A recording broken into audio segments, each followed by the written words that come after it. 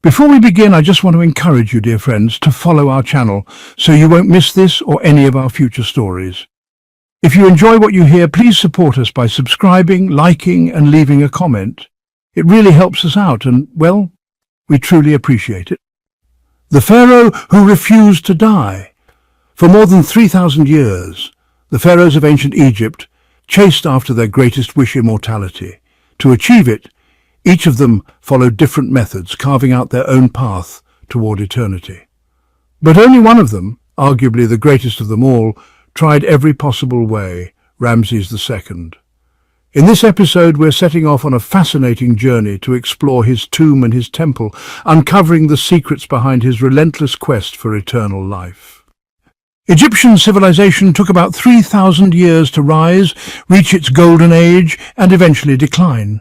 Yet it managed to preserve much of its brilliance, leaving behind awe-inspiring monuments and passing down knowledge through generations. Still, some of the figures in this story were seen as more than just mortals. To many, they were actual gods. The pharaohs ruled with divine authority, but only a handful left an everlasting mark. And among them, one stands above all others, Ramses II. His tomb, located at the entrance of the Valley of the Kings, was the first of its kind in the area. Covering around 686 square meters, it was one of the largest tombs there. From his base at Ramses, Ramses ruled Egypt for an incredible 66 years and lived to the age of about 90, dying in 1213 BC. Like the greatest rulers before him, he ordered a grand mortuary temple to reflect his majesty. His tomb, known as KV7, had a complex structure with a burial chamber supported by 8 columns, though many were damaged over time.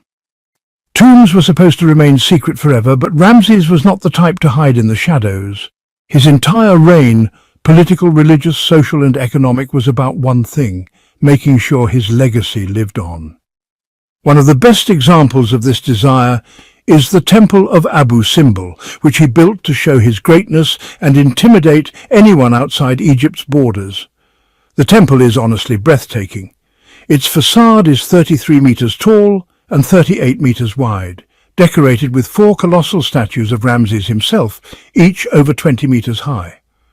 Over the centuries, the temple was buried under desert sand and forgotten until 1813, when Swiss explorer Jean-Louis Burckhardt rediscovered it. But it wasn't until 1817 that Italian explorer Giovanni Belzoni managed to open its entrance. Today, visitors walking inside can admire its halls and corridors, richly decorated with epic battle scenes, showing Ramses crushing his enemies and expanding his power. At the very back lies the holiest part, the sanctuary where 4 statues stand, Ramses seated alongside the gods Ra-Horakhti, Amun and Ptah. By having his own image placed next to the gods, Ramses made sure he was worshipped as a god on earth. Fast forward to the 1960s, a new threat appeared: the construction of the Aswan High Dam. It would have drowned Abu Simbel forever. To save it, one of the most ambitious engineering feats in history took place between 1964 and 1968. The temple was carefully cut into 1,500 massive blocks, moved and reassembled 65 meters higher, preserving its original alignment. Because of this, a remarkable phenomenon still happens twice a year, on February 22nd and October 22nd, when the rising sun lights up the sanctuary's statues. Ramses even built a smaller temple nearby, dedicated to the goddess Hathor and his beloved queen, Nefertari.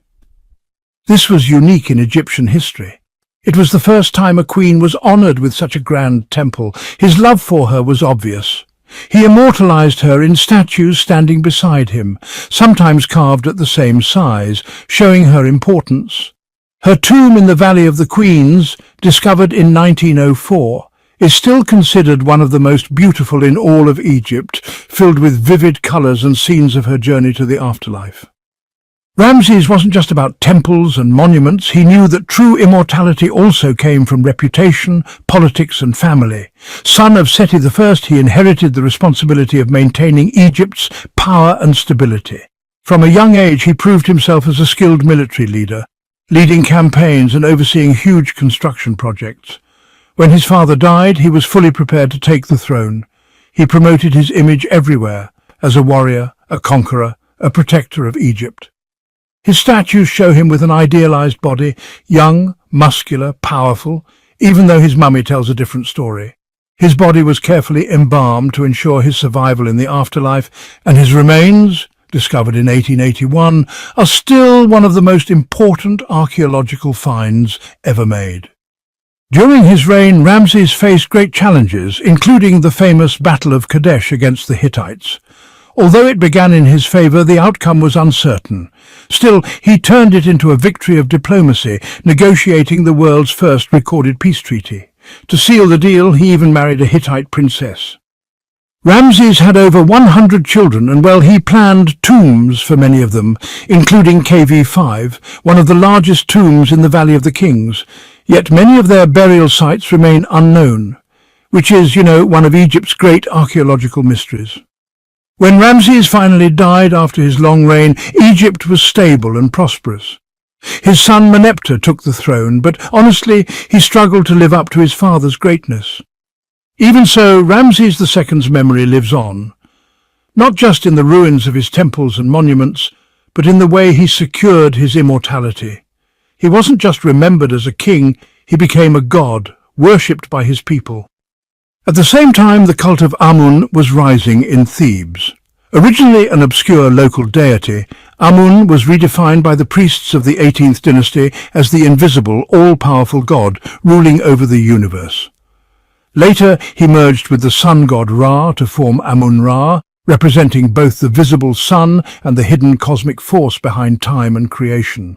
This divine transformation was mirrored in Egypt's architecture. Temples like Karnak were designed to reflect the journey from light to darkness, symbolizing the passage between the human and the divine.